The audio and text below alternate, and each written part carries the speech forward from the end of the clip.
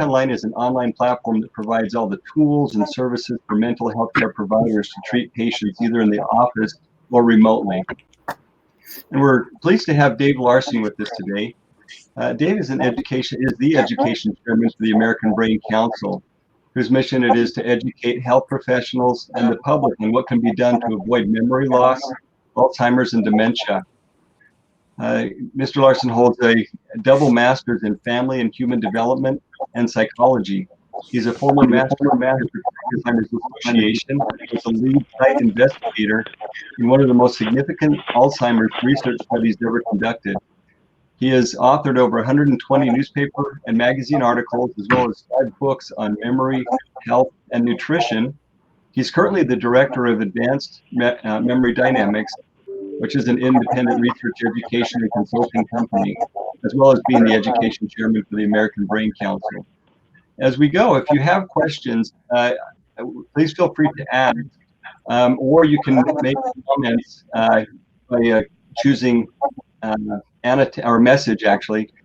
message and leaving a comment there. And we'll try to watch messages and make sure that the questions and comments are addressed during the presentation today. When you're not needing to make a comment, we ask that you please put your microphone on mute so that it doesn't interfere with Dave's presentation. I think that's it. Dave, thank you very much for joining us today. Thank you, Scott. I appreciate that. I was just reminded I need to put my cell phone on airplane mode. So let's see. Yeah, so we don't get interrupted. Good. Thank you. Let's see. Can I hear from the group? I assume we have various people that were not here for the first presentation. Is that correct? Double the number. Sonia Peroni from Minneapolis, Minnesota. Oh, okay. Were you not here for the first presentation? I assume that there are a few. So let me just quickly go through the most important, most relevant parts of what we talked about last time, without trying to be too redundant. As we go through these slides, I mean, basically, I noted that this same protocol that I'm going to be talking about helps not only with reducing risk for dementia, but also diabetes, depression, and other ailments. And we talked about various types of ailments that contribute to dementia. Dementia is not a disease, but it's a word used to describe a loss of cognitive functioning. Hopefully y'all are aware of that. A lot of people ask, what's the difference between Alzheimer's and dementia? Well, Alzheimer's is a disease. Dementia just is the result, the lack of abilities or loss of abilities that results from that. And there's a variety of things that can contribute to dementia. There's various types of dementia. And heretofore, it was generally thought, in the medical community at least, that there was nothing that could be done to prevent or mitigate Alzheimer's. You might have heard that, actually, even from the Alzheimer's Association that I used to work for. And so in our last meeting, we talked about how that is certainly no longer the case. Standard medical practice, for various reasons, has not come up with really any medications that are truly effective against Alzheimer's and other types of dementia, even basic memory loss. It's interesting. We might talk about that more next time a little bit. But we went on then to talk about how we know that dementia can be prevented, and most forms of cognitive decline can be reduced. There are a lot of different things, unfortunately over 200 different contributors. We're going to review some of those in the latter part of this presentation. So lots of things that can contribute to this,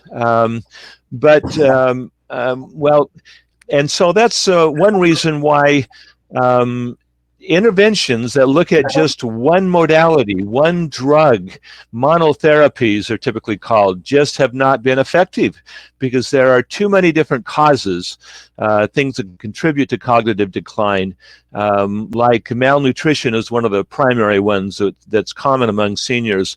But additionally, of course, head injuries, diabetes, vascular problems, high blood pressure, lack of sleep. There are really a ton of things that various toxins in our environment, in our food, in ticks, etc., that can contribute to this, molds, etc. So there is no medication that can really do much to address all of those, and there never will be, actually, is the general conclusion these days. But we talked about how a combined approach, people have been working on, researchers have been working on this for at least the last couple of decades. But this was really kind of synthesized in this Finnish geriatric study that was initiated in Finland at about 2012. This slide shows, I assume you can see this slide, right, Scott, with 1,260 high-risk Finns, age 60 to 77. Are you seeing my slides okay?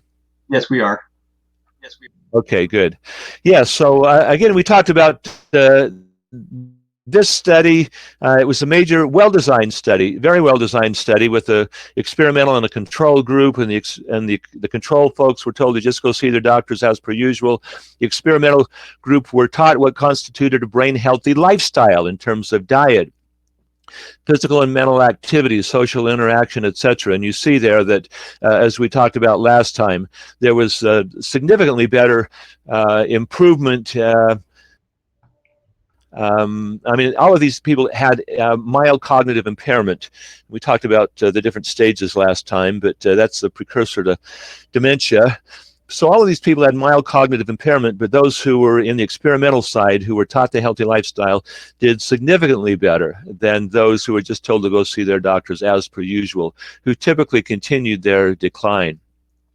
So, you know, we talked more about that, and this is a little note from Dr. Kivipelto, who was the primary investigator there, that, you know, these, well, yeah, her research, even in the early part of that, showed that prevention is possible, that there are, in fact, many things that can be done to reduce the risk for cognitive decline, at least slow it down, but also reverse it with a healthy diet, physical activity, mental or cognitive activity, social interaction, etc.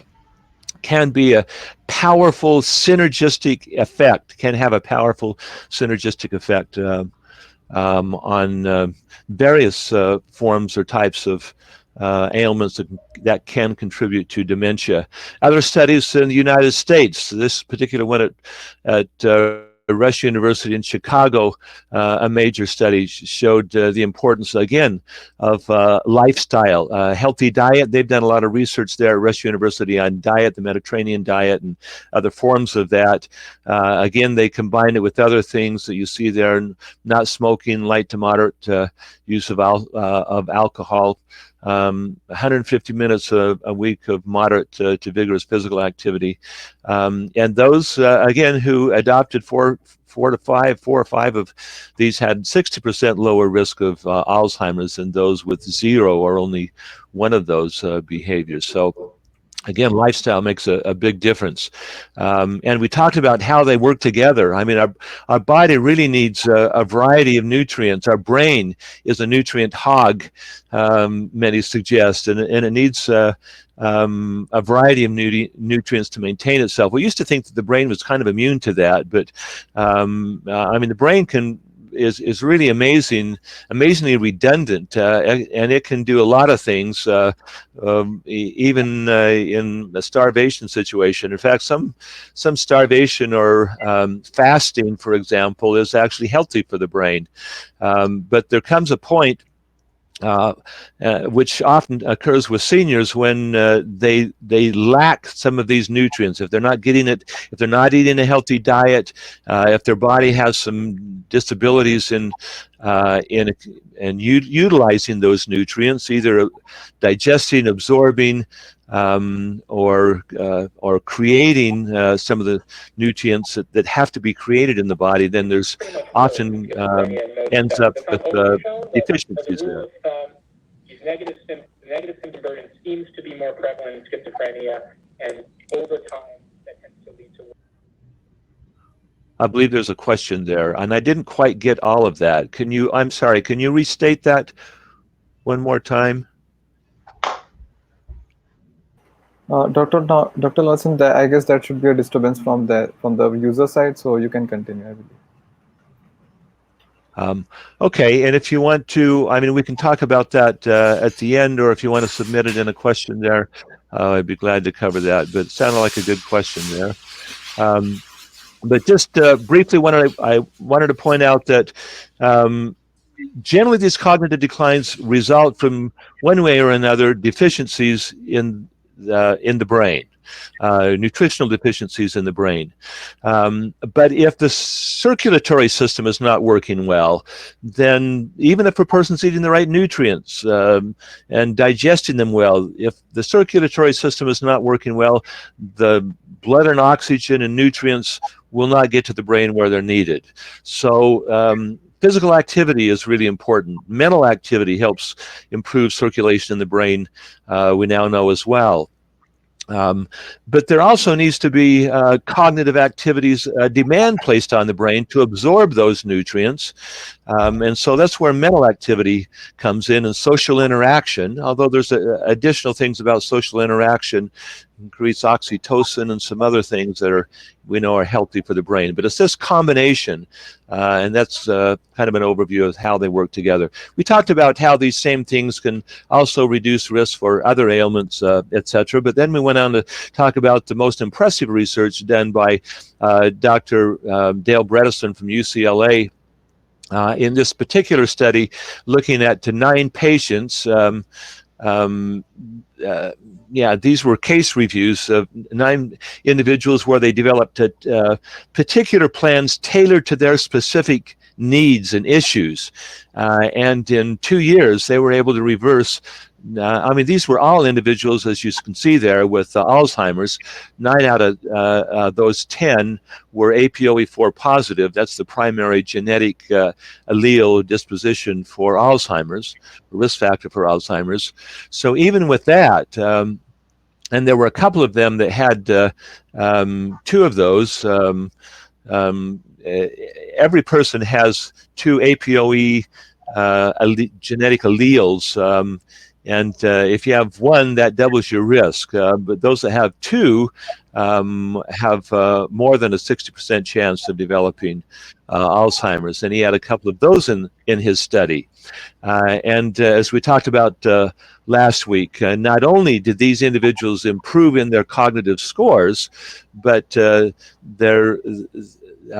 imaging research and studies that they did showed that there was increased growth in the hippocampus, as noted there. The 17th percent, as I noted last time, individuals that were in the 17th percentile in terms of brain mass in the hippocampus, the memory center of the brain. One individual went from the 17th percentile to the 75th percentile in terms of mass in the brain. There's been, as we talked last time, been a lot of discussion about, okay, if you get dementia or as you get older, can you grow new brain cells? And even up until the first part of, well, I talked with one of the top experts in the United States, a Harvard professor of biology. This was in about 2011. I asked him that question, can the brain grow new brain cells? And he said, nope, Dave, so far as we know, once you're in your mid-20s, you have what you're going to get, and it's kind of all downhill from there. But actually, around that time, research was showing otherwise, and now it's fairly well accepted that there are some parts of the brain, at least, that Even with people in the early stages of Alzheimer's, as we see from this study, they can increase cell production in certain parts of their brain. One of those, fortunately, being the hippocampus, the memory center of the brain. Another individual you see there that was in the 3rd percentile. They didn't have much left in the hip tissues in terms of tissues, neurons in the hippocampus, and yet they made it up to the 84th percentile within 2 years, following Dr. Bredesen's protocol, which I'm going to explain to you here in just a little bit, or review with you. And again, this is mostly through non-medical means. This is without drugs. In fact, as you'll see, most medications that have been used for related issues actually can cause more harm than benefit.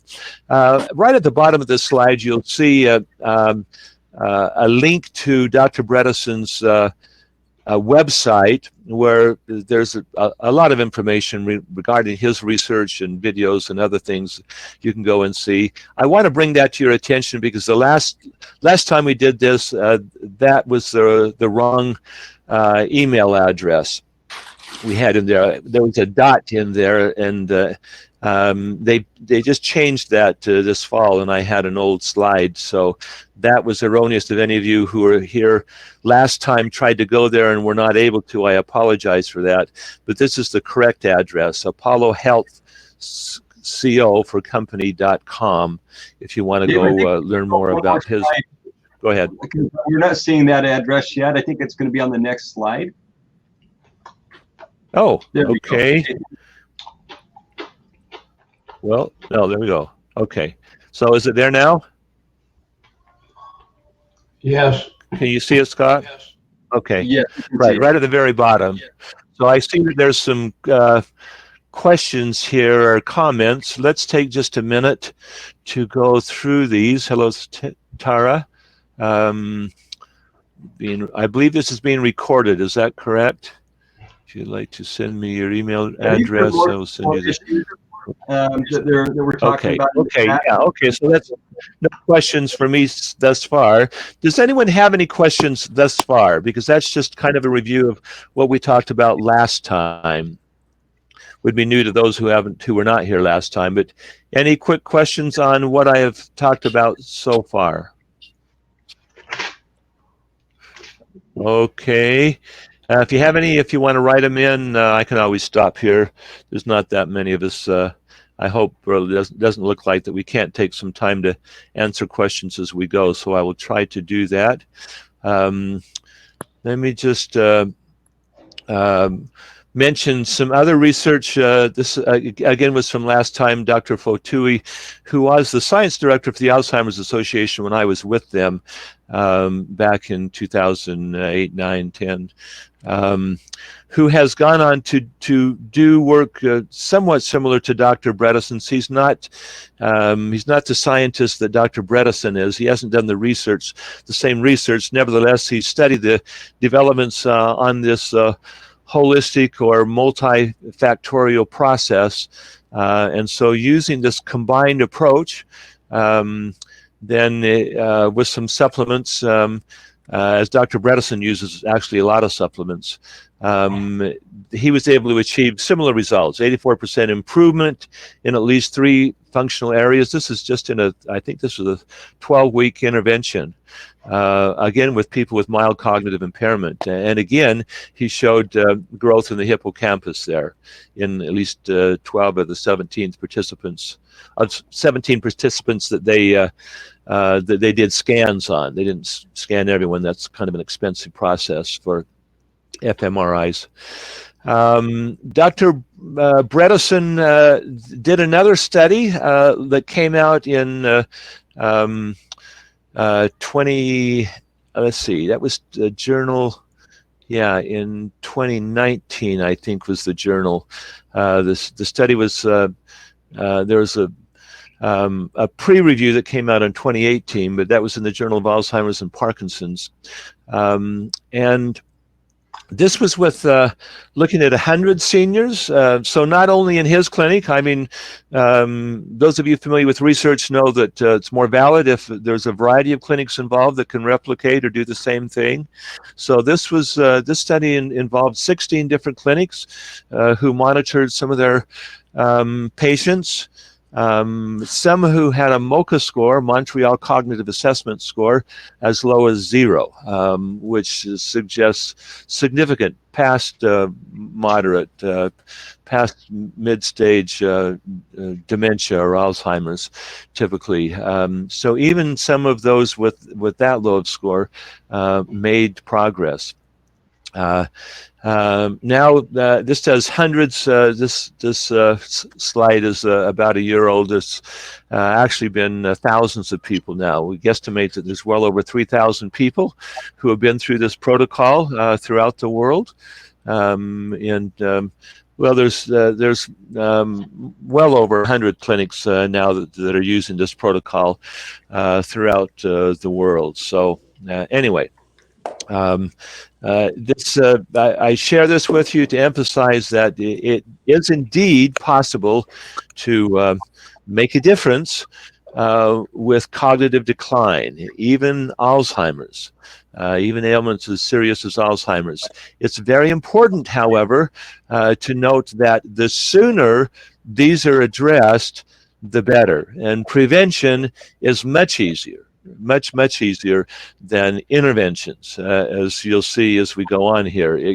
This is not as you probably guessed thus far, it's not an easy protocol to follow. The process is fairly complicated, so and rigorous. So I'm going to go through that with you now, so you have a decent understanding. I mean, I realize this is not we're not training you to do this necessarily, but many of you, no doubt, have clients, patients that have cognitive or that have memory problems. All of you are dealing with people with cognitive difficulties, but you'll see how they overlap. In fact, let me just note this. I used to work in the field of mental health. I worked with suicide prevention for a number of years with different organizations, and I worked with people with depression. I didn't do a lot of therapy there, but I was quite familiar with the research talking about the things that could help people who were depressed, for example, help with depression, anxiety, and I taught classes throughout the US and some in Europe on that topic. So I was pretty familiar with brain health and the things that facilitated that, particularly nutritional things, because I've long been interested in that. Actually, initially just to help me run faster because I was a collegiate athlete and etc. So I was interested in that field of mental health and what was helpful for the brain.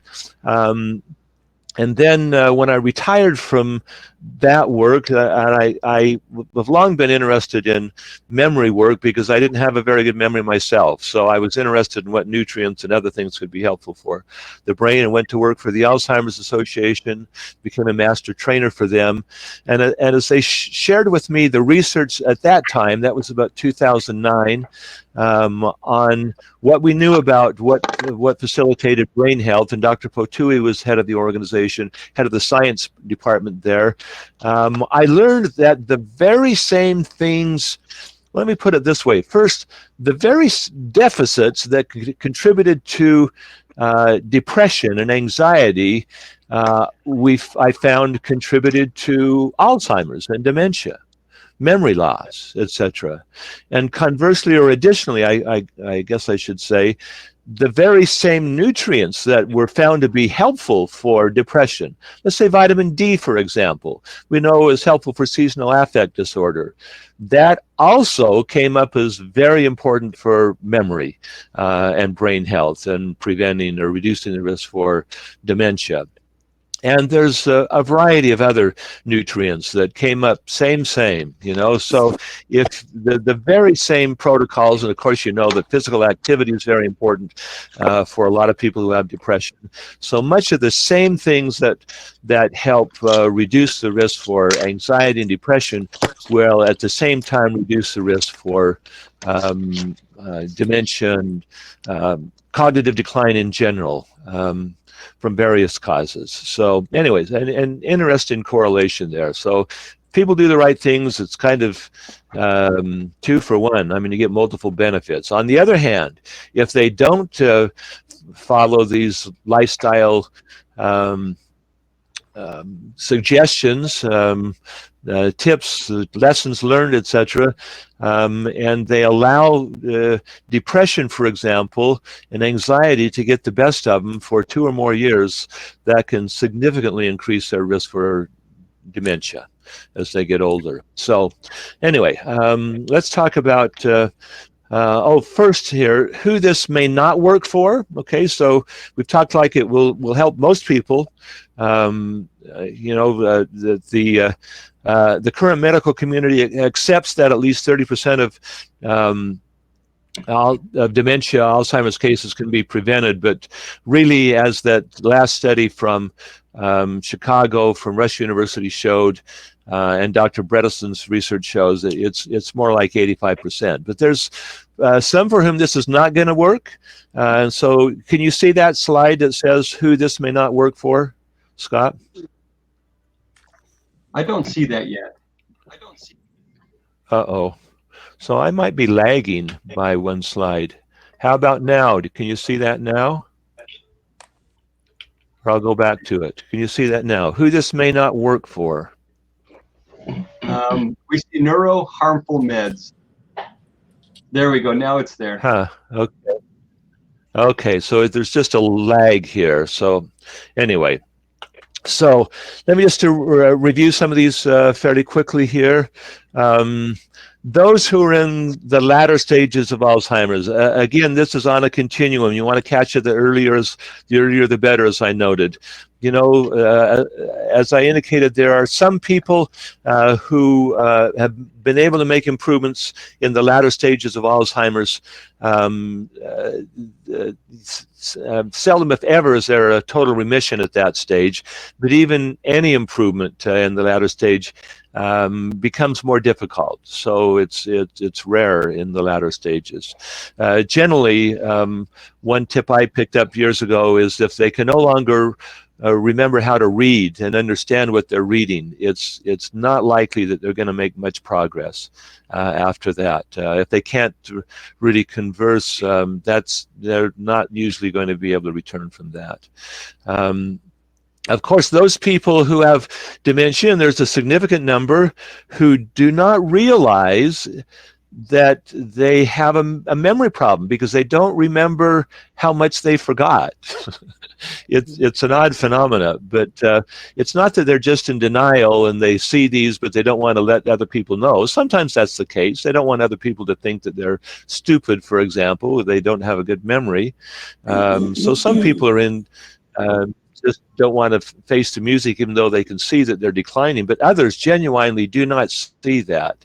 Their brain does not remember the misses they had. So anyway, that's very difficult to overcome that because they're just going to continue to be resistant and say, I don't have a problem there. I have a client here that I'm not sure if we're going to be able to help him or not, because he has that issue. Those who the whole family or the individual just really trusts in the traditional medicine, their doctor is going to take care of them. I mean, that's what they've been taught to believe in. But unfortunately, standard medicine just doesn't have an answer to that. And I lost a client to the local university has an Alzheimer's research center. They assured them that we didn't know what we were talking about, and they had the answers. But unfortunately, he was just admitted to an Alzheimer's unit. When I started talking to him a year and a half ago, he was still working. and he had made some good progress, but didn't want to. His wife thought they couldn't afford all these pills and other things, and it was a bit of a hassle. Whereas the university said, "Here, you can just take this one pill," but that doesn't work. And now he's lost more than his job, back to probably losing their home. Those unwilling to stop neuroharmful medications, I'm going to share with you what those are in just a little bit, but some people just want to hold on to those because they seem to be helpful in the past to reduce anxiety or whatever. But unfortunately, a lot of the same medications that can reduce anxiety, sedatives, etc., kind of like numb the brain, we could say, and actually can do harm to neurons that increase the risk for Alzheimer's or speed it up if somebody already has that. Those unwilling to abandon neuroharmful habits, if they just want to continue to eat their ice cream and chocolate eclairs every night, they're not going to get better. No matter how many other pills or how much they walk or exercise, if there's things they're just not willing to do that are essential, it's not going to happen. So, yeah, let's go on to this next slide. We'll give it a minute. This next slide talks about neuroharmful medications. Scott, if you can tell me when that pops up, neuroharmful meds. You saw it once there. Is that there? Yes. Okay, good. So hopefully I made this smaller. I probably should have put this in a couple of different columns and made it larger. But you can see that well in your screens, right? Statins, for example. Statins. One of the real problems that we found was that a good portion of the seniors, this was in the study that I did with University of Massachusetts and Maryland and some of the other institutions. Framingham University was in that study. A high number of seniors are put on statins because their cholesterol is kind of high because of our standard American diet is not the best in terms of increasing cholesterol. So people's cholesterol is high. If people have the APOE4 gene, they're almost inevitably have high cholesterol. And so the number one go-to drug for that is are statins. The category of drugs, I should say, are statins, like Lipitor, and there's a variety of them. But not only do statins suppress the body's production of cholesterol, they also suppress the body's production of something critical to creating energy in the brain, and that's called CoQ10. And so a high percentage of people on statins end up with depression or memory problems, and oftentimes muscle pain because of that. Antacids, let's see, I'll breeze through these a little faster so we can spend some other times. If you're interested in this, you probably want to get a copy of my book that has a whole chapter. Then we list all of these. There are over 200 medications that Johns Hopkins University noted can contribute to cognitive decline. Antacids, not only do they prevent heartburn, but they prevent the body's digestion of critical nutrients like vitamin B12 and magnesium that are critical for brain health. So you have to find some other ways to addressing that stomach acid, and there are ways of addressing that. Benzodiazepines like Xanax and Klonopin, a number of years ago, it's been about 10 years ago now, major studies showed that they significantly increase the risk for Alzheimer's when taken over a long period of time. More recently, we found that serotonin reuptake inhibitors, SSRIs like Prozac and Zoloft, can cause significant damage to the brain. Some of the early research on Prozac must have been done by the pharmaceutical company. Suggested, and maybe there's some truth to this, suggested Prozac might rewire the brain in positive ways. Well, we know, unfortunately, that it generally can cause some significant damage when used over a long period of time that can increase the risk for cognitive decline, if not Alzheimer's.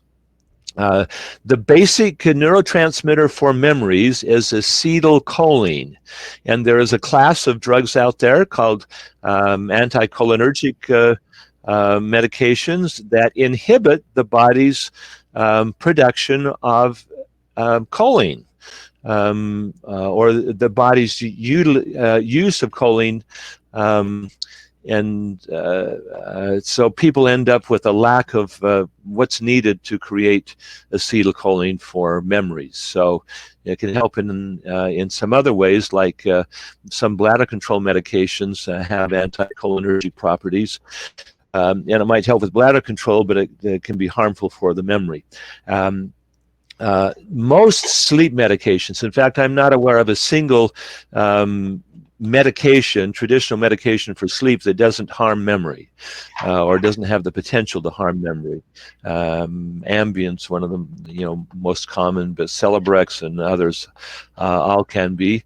Estrogens, the typical estrogens like Premarin, we know they can, now that they can cause problems related to or increase the risk for cancer. But and unfortunately for women that have a hysterectomies in general, if it's a full hysterectomy, increases the risk for cognitive decline later on, especially if that was done under the age of 40.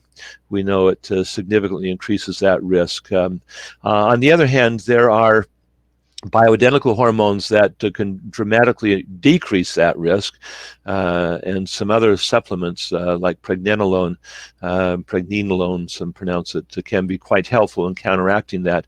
Some Parkinson's meds like Sinemet deplete the body of certain nutrients that the brain needs for memories. Interesting research going on with that. Dr. Bredesen's doing some research on that.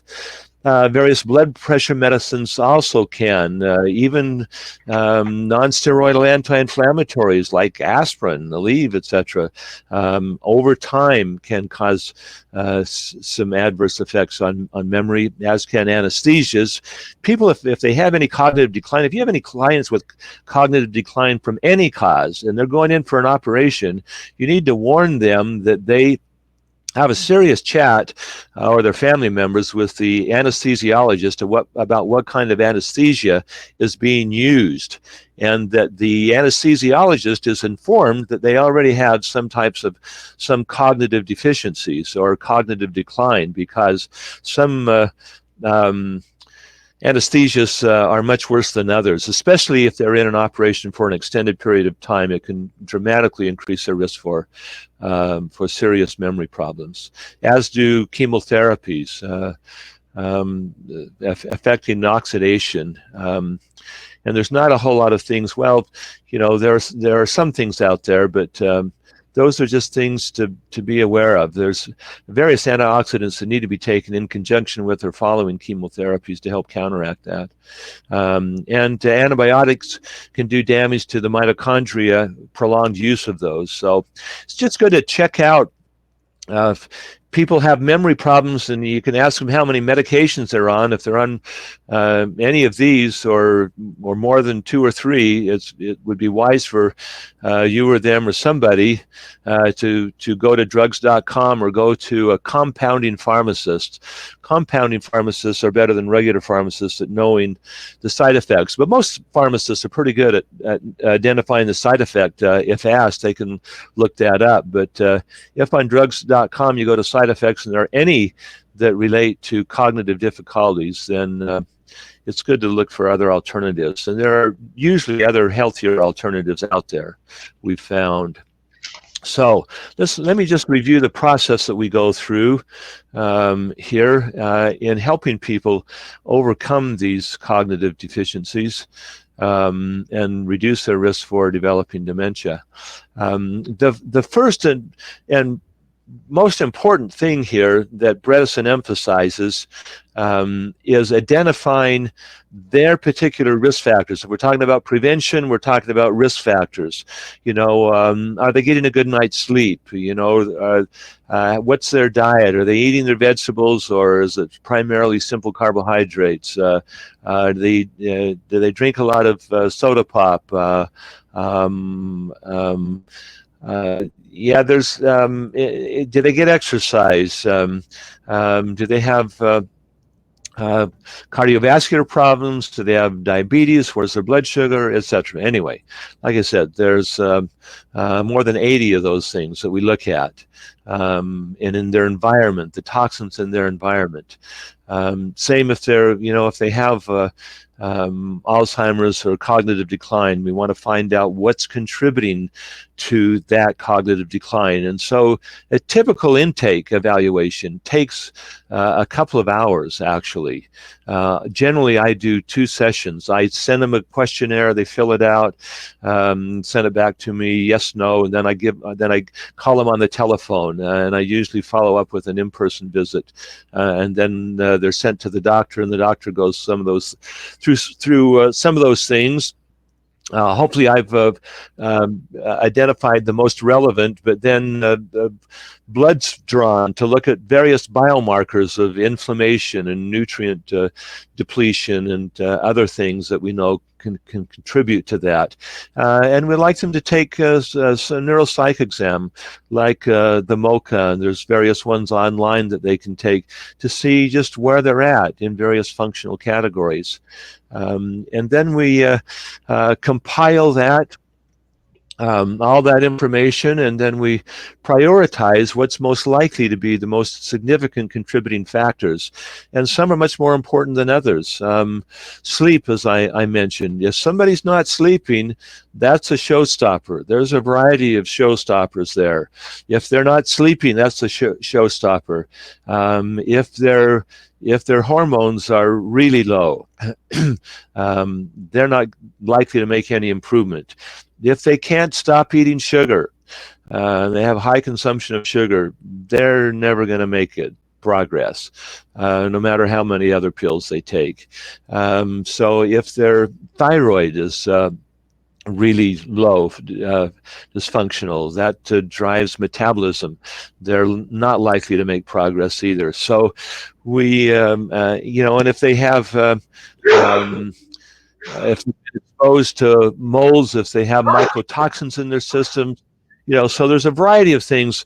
We try to identify the ones that are unmistakably significant factors there, and we start addressing this. Now, one note of hope here for such people, and we seldom see people that don't have half a dozen risk factors going on. Dr. Bredesen found in his research that if he could, he likened this to having holes in a roof, and so you got to patch up those holes.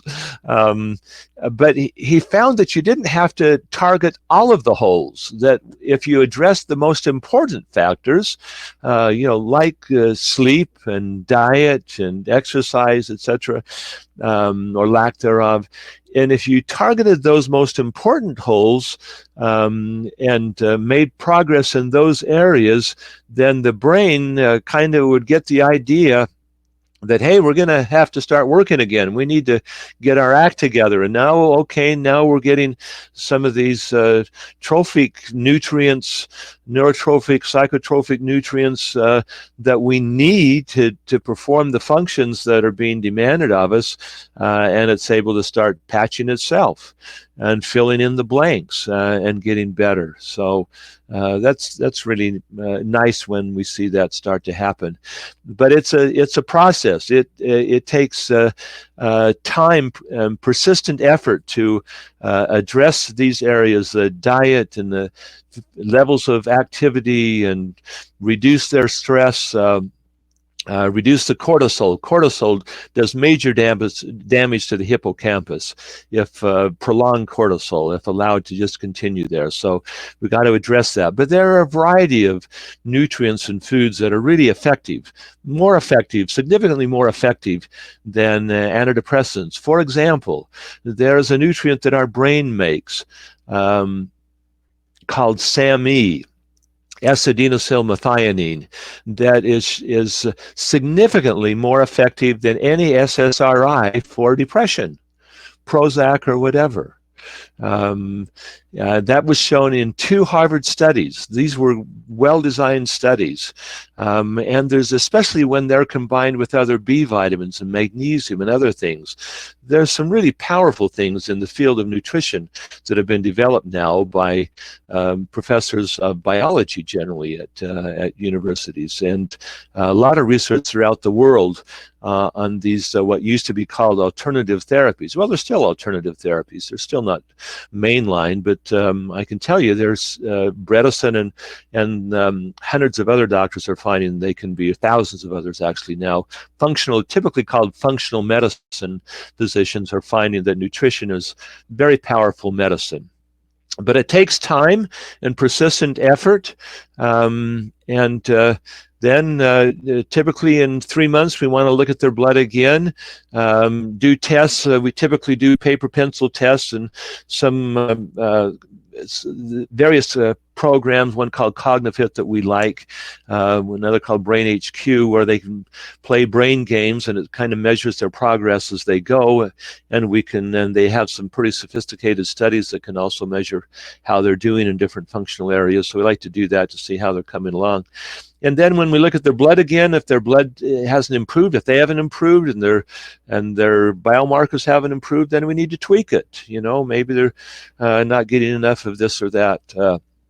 So anyway, make some tweaks and press on. This next slide, when it catches up there, is the 7 pillars of brain health. And they basically include, as we talked about last time, but for those of you who are new, a healthy diet and good nutrition. So we look at diet, we look at various supplements that have been shown in studies to make a difference. And again, a lot of interesting things happening in that field. Physical activity is critically important. Doesn't have to be overactivity. It's kind of like the Goldilocks effects. Not enough is not good. Too much might be harmful as well, but some moderate physical activity, mental activity of various types, and social interaction is good mental activity. It's also helpful in other ways. And then avoid other neurotoxins, head injuries, toxins in the environment, etc. Managing stress and a good night's sleep. Okay, now we're about to the end here. So obstacles to success. Let's see. Let me just look at one other thing here. Okay, yeah, this is the next to the last slide. There are obviously a variety of things that can go wrong. These are just some of the things that we like to tell our clients about to try to inoculate them against doing some of these things. It's very important to identify all of the major contributors to this. I learned that early on. I worked with one guy who was in our Massachusetts study for about 6 months or so following that study, trying various types of supplements, etc., to help his wife who was declining. And one night I was talking to him and it was getting late, and he said, I need to go to bed and give Mary, which is not her name, of course, but give Mary her chocolate cake and ice cream for the night. And I said, what do you mean by chocolate cake and ice cream? And he said, oh, Mary's such a sweetheart that I try to give her something sweet every night before she goes to bed. Well, that is like the number 2 or 3 thing that's bad for the brain is sugar before bed. I mean, a lot of it. Sugar is a major neurotoxin. According to Dr. Schaaf, University of Massachusetts, like poison to the brain of somebody with Alzheimer's if they get too much of it. And I was like, how on earth did I miss that? I mean, did I never give you the lecture? And I guess I didn't, because he had never heard and understood that when I explained to him how harmful that was probably the cause of her Alzheimer's at that point in time, if not the primary cause. Certainly a major contributor. I mean, he really felt bad, and I really felt bad that I hadn't caught that earlier. So the other thing that we found in the last, I went through Dr. Bredesen's training, it's been a couple of years ago now, and so we've worked with a couple dozen people, and we've noted that, I mean, in great depth, working with serious issues here, and lack of sleep. One client I remember, she just wouldn't make progress no matter what we did. I mean, and he was giving her a variety of supplements before we got started in this program, but she had sleep problems, and so she was on a CPAP machine, and so we just assumed she was getting adequate amounts of sleep and oxygen at night. But then I learned that that's not necessarily the case. If they are on even a CPAP machine, but they have more than 2 or 3 events during the night where they're not getting oxygen, that alone can inhibit their ability to make progress on that. So you just got to dig and find out all of the contributors and address the most important ones there. Hey, Dave. But some people, yeah, go ahead. Could we go back one slide? Right now what we're seeing is the last slide for further assistance. If we can go back to the obstacles to success slide, that would, I think, help. So we can. Okay, is it showing now? Yes, so that's where. Is it showing up now? Not yet. Huh. Interesting. So what were you seeing, Scott? I'm sorry, you said you were seeing the 7 pillars of brain health? For further assistance. Oh, okay. I'm sorry. So can you see it now, obstacles to success? Not yet. Darn. There we see 7 pillars of brain health. Okay. There we go. That's it. Thank you. And we do have some questions coming up. So when probably yes. So yeah, let me just go quickly through these, and then another 30 seconds, and then we'll get to questions. So. What we talked about, obviously, is if they continue on those neuroharmful medications, no matter how much they helped in the past, for anxiety or whatever, if they're inhibiting their brain, they're not going to get better. Unsupportive family members who just don't believe in this or won't buy in, or, I mean, if somebody has early stage Alzheimer's, they can't leave that taking their supplements up to them. They can't leave it up to them to remember when to take their supplements, because it's not going to happen. And so some disorganization, not following the recommendations.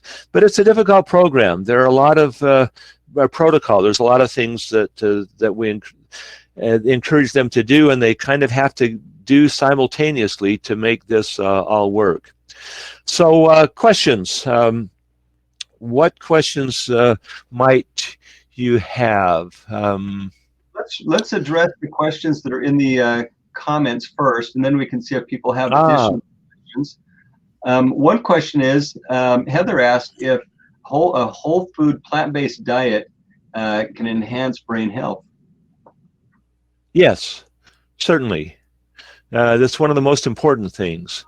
Whereas we find a lot of meat and potatoes people, a high meat, low vegetable diet is a significant contributor to Alzheimer's for various reasons. So, yeah, whole food, plant-based diet is what's recommended. Okay, very good. Another question is, if a person needs something to fall asleep due to insomnia, what can they take that is safe besides valerian or melatonin? Tryptophan is probably the primary thing. Tryptophan, or a nutrient derived from that called 5-HTP. Either of those are available in health food stores. Some people do better with straight tryptophan, 500 milligrams, 2 of those before you go to sleep, with an ounce of grape juice.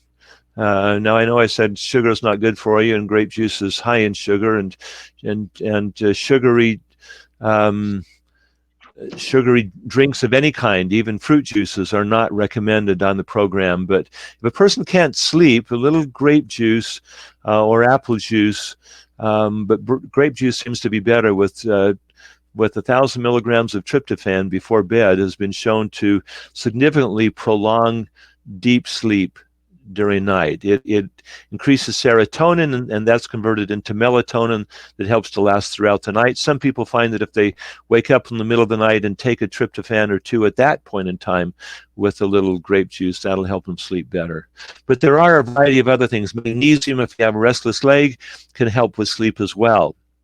For some people, for me, if I am antsy at night, two magnesium will usually do it for me.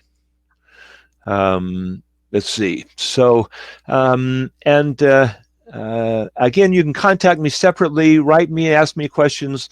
I have protocols on all of these things, and ask for a copy of the book that has good ideas on most of these questions. The last lecture promised specific nutritional supplements. No new ones were mentioned. I apologize for that. Yes, I'm afraid that I did mention that last time. So let me just go through quickly with you. And again, if you want to write to me, there is a whole chapter in the book. I think the book, what did I say, $10 if you want to make a $10 contribution to our cause. Hey, if you're so poor you can't contribute $10, just tell me you're poor, COVID's caused you financial harm, and I'll just send you a free copy. But there's a whole chapter talking about that. But fish oil, omega-3 fatty acids, just DHA in that is critical for brain health. A lot of women lose that in childbearing. I mean, every child uses up some of its mother's DHA, but brain cells need that throughout our life. Fish oil, cod liver oil, omega-3 fatty acids, DHA, and the EPA in that helps to control inflammation in the brain. So that's really important. All of the B vitamins, the B complex, B12 is often talked about. Anyone that works with seniors in a rest center know that, B12 can make a significant difference with seniors, and a lot of people have memory problems because simply they don't have enough B12. But all of the B vitamins, B1, B2, niacin is really important, B3, folic acid is important. B9 are critical, particularly folic acid and B12 and B6 have been shown to reduce homocysteine, a major contributor to Alzheimer's in the brain. So they're very important. And then antioxidants. Any kind, a lot of research on vitamin C and E taken together. Vitamin E addresses the lipids, and vitamin C addresses water-soluble antioxidants antioxidants, and helps the body create something called glutathione. That's the most powerful antioxidants. And that's not in vegetables. It's something our body makes. But eating enough precursors to that, polyphenols, which are in berries, for example, and other foods. But there's a lot of good antioxidants out there. Alpha lipoic acid is a great one. We talked about CoQ10 can be very helpful for a lot of people. And then there's proteins. Carnitine is important. One called acetyl L-carnitine, very important. Another protein called the creatine that bodybuilders sometimes use has been found to be helpful for the brain. And minerals, zinc is critical to the brain. Too much copper is not good for the brain, although some copper can be helpful to some degree. So those are some of the, and there's a variety of other formulations out there. If you write to me, I'd be glad to share those with you. Phosphatidylserine is another lipid that's really quite helpful. Coconut oil has been shown to be helpful. And something called MCT oil that's derived from coconut oil is helpful. So, and some essential oils are helpful. Like I have one here called Focus that has a little rosemary in it. That rosemary has been found to be helpful for memory. So anyway, hopefully that helped a little bit. Is there any research on the benefits of kratom? There is. I mean, kratom can help people get off amphetamines. It's better than amphetamines, but I'm actually working with a woman right now trying to get her off kratom because that's not ideal. it's just kind of overdoes the stimulation and is addicting as well. So there's some other things that are very helpful. You might want to write to me about that. I can share with you kind of the protocol we use to get off kratom that's quite helpful. GABA can be maybe helpful that way, and something called kava. The plant called kava is not as powerful as kratom and can help a person get off that, as well as the B vitamins and magnesium and some other things. There's a new formulation coming out next month called, in the past was called Memorize. If you write to me, then I can send you some more information about that. It's a powder, and it's like the formulation we used with the University of Massachusetts study, but a variety of other things are added to it. Most of the things that I just mentioned to you earlier, something called alpha GPC choline that helps increase that choline essential for creating acetylcholine. So that and others, I'd be glad to share that information with you. Aztec xanthan, yes, from krill oil is helpful. Somebody asked about that. It's a great antioxidant, particularly good for the eyes as well as for the brain. And somebody mentioned resveratrol. That's also been shown in studies to help Alzheimer's, help slow the progression of Alzheimer's. Let's see. Somebody noted kratom is highly addictive after only one dose, so that's something to be aware of. I've heard about pros and cons, and it's new to. Okay, that's about kratom or kratom, I guess. Interesting and good to know. Let's see. Any other questions about? Also made my depression and anxiety worse. Oh, okay, kratom, I guess. Any other questions? When is the best time to take fish oil? When is the best time to do what again? To take fish oil, what time of the day? That's a good question. I don't know that there's a best time. I've asked myself that a lot. Initially, most supplements should be taken with food, at least the first time that you take them. Some people take it at night before bed, but there's some research that for some people that's not assimilated well. I would suggest with food. I don't think it makes much difference if it's breakfast, lunch, or dinner. Okay. SAMe, for example, needs to be taken between meals, so there are some nutrients that it makes a difference when you take it. Any others? Again, let's see. Let me go to this last slide. If you didn't see that, that has my email address. Feel free to email me. Or if you want a copy of my book, we'd appreciate a $10 donation through PayPal, or I can take a credit card, or if things are tight, I'll just send you a copy. And it looks like we're planning to do this again on the 19th of January, where I'll go into greater depth on the protocol and nutrition. That's really when I was planning on talking more about it. Very good. We don't see that last slide quite yet, Dave. Can you? Oh, goodness.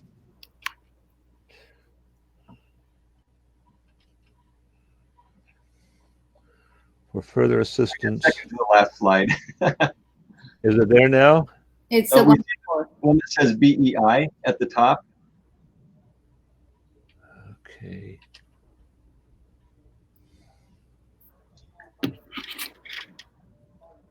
There we go. That's it. Okay. Yeah, that's funny why it wouldn't do that. Maybe the person was right in the beginning. We ought to use the other mechanism for advancing slides. Anyway, thanks everyone. Please feel free to email me again. Just a minute ago, Alicia asked, are the B vitamins in a typical multivitamin sufficient? That's a good question. They probably are for healthy people. If it's a good supplement, we tend not to like Centrum Silver, which a lot of seniors like. You want to avoid vitamins that are synthetic, have synthetic vitamins in them, like if it says DL alpha after vitamin E, if it says DL alpha tocopherol, that means it's synthetic, and that means that probably a lot of the vitamins in there are synthetic. So health food stores generally are better sources for a multivitamin. And for healthy people, probably there's enough B vitamins. For people with Alzheimer's, we recommend a separate bioactive complete B complex. Okay, there's another question. Is there anything stronger than tryptophan?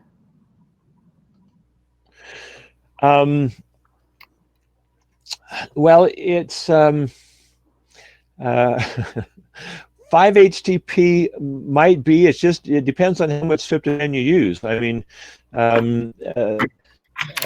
SAMe, it's to get a more powerful effect. There's not any one thing. I mean, people want to go to a drug, but then that causes other problems in terms of side effects. So if you want a more powerful effect, then you take like something like SAMe in the early afternoon on an empty stomach after your body's gotten used to it with food, because that helps the neurotransmitters communicate better with each other. And then you can take tryptophan. Well, you don't eat, it's a bit of a trick. We can talk about this next time. You don't eat any protein with supper.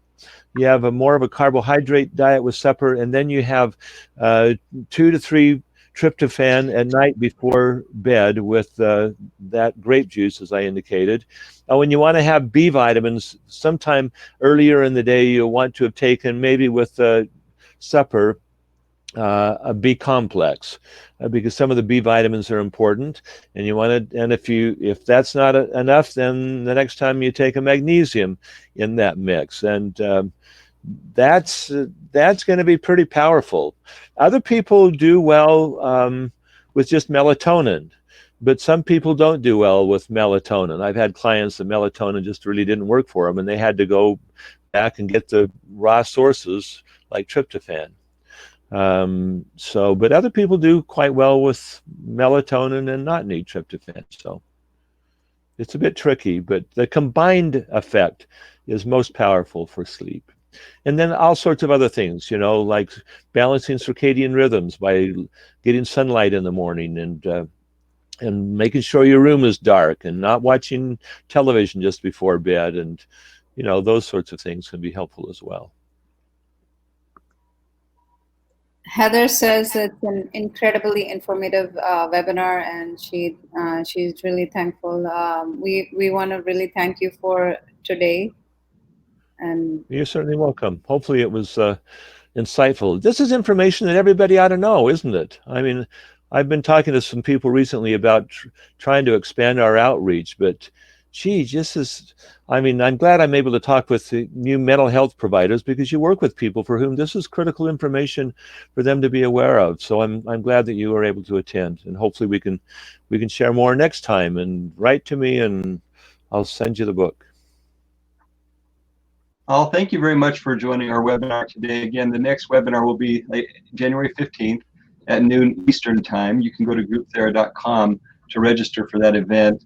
If you would like a copy of the slides or a link to the recording, please send me an email. It's scott@psychonline.com, and I'll be sure to respond with that information.